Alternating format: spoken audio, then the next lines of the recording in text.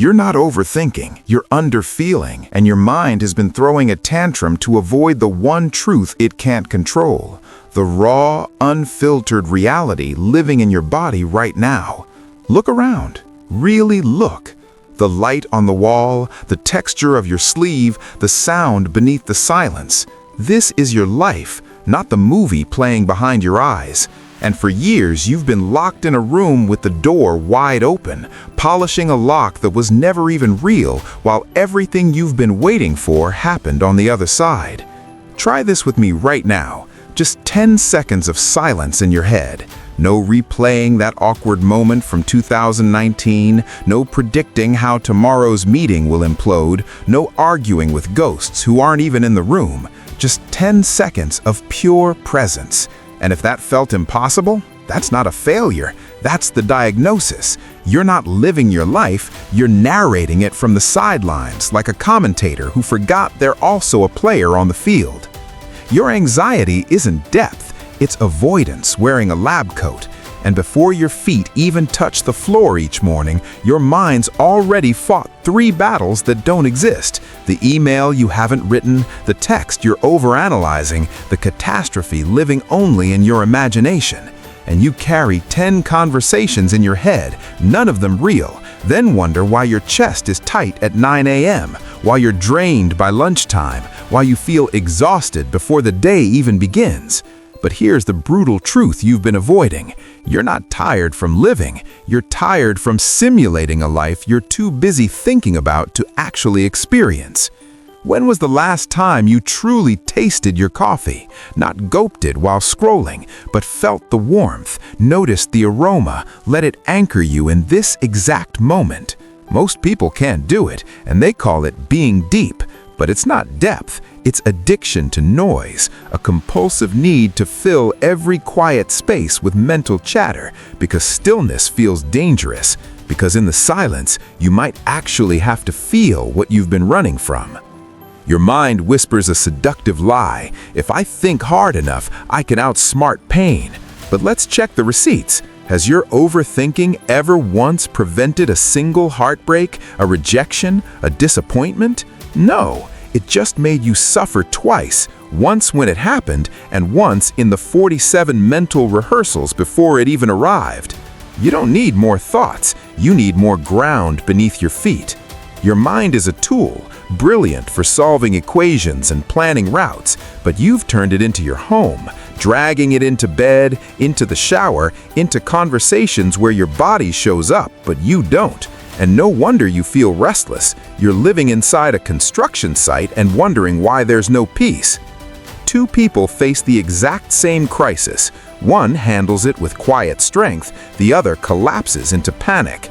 And the difference isn't circumstance, it's perspective. One deals with facts, the other deals with fan fiction.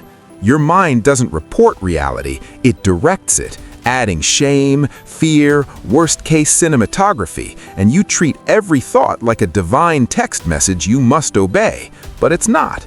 A thought is just a pop-up ad in the browser of your mind. You don't have to click it.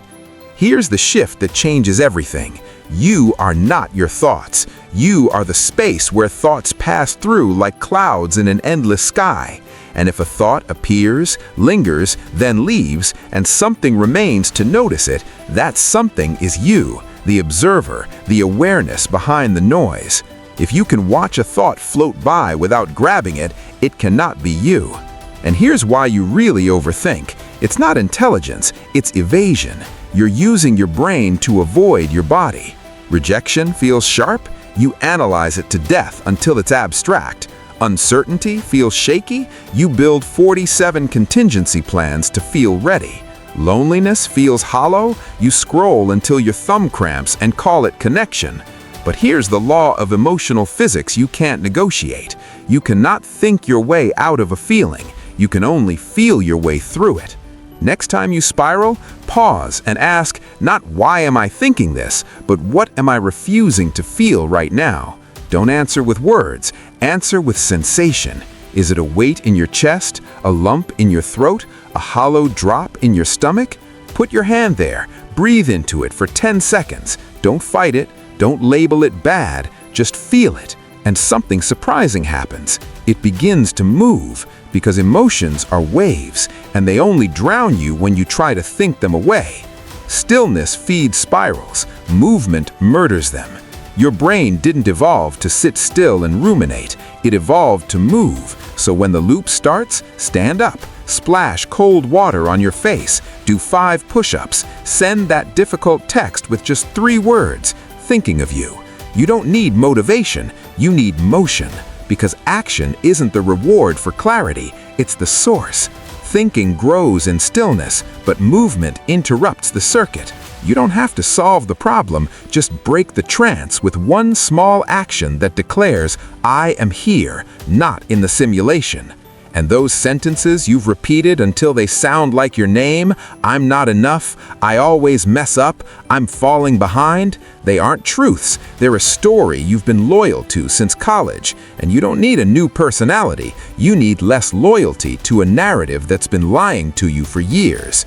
Your attention is energy, pure, finite, precious, and all day you've been leaking it. Notifications that hijack your focus, imaginary arguments with people who don't care, what-ifs about futures that may never arrive. Then you crash at 9 p.m. and call it burnout. But you didn't run out of energy, you spilled it, like carrying a cup filled to the brim and rushing through life until nothing remains. And here's the stake no one names. If you can't command your attention, someone else will monetize it. Algorithms, advertisers, opinions of strangers, and a distracted mind is easy prey, but a present mind is unhackable. Calm isn't passive, it's the ultimate power move in a world selling panic, because grounded people don't get manipulated, don't abandon their values for likes, don't make decisions from the panic of a mind on fire. They respond from clarity, and that's not boring, that's unbreakable. Life will break. Relationships will fracture, plans will collapse. Peace doesn't come from preventing cracks. That's impossible. Peace comes from trusting you won't shatter when they appear. Stop asking, what if everything falls apart? Start asking, if it does, am I built to rebuild? With practice, the answer becomes yes, not because you control life, but because you finally stopped letting life control your mind. So next time you catch yourself spiraling, don't fight it, don't shame yourself, smile, because now you see the loop, and awareness is the exit door. Take one slow breath in, one slow breath out, look around, really look, and remember, the door was never locked. You were just too busy polishing the lock to notice it was never real. And on the other side, your life has been waiting, not perfect, not pain-free, but real. And real is where healing lives. You've been here all along. Welcome back.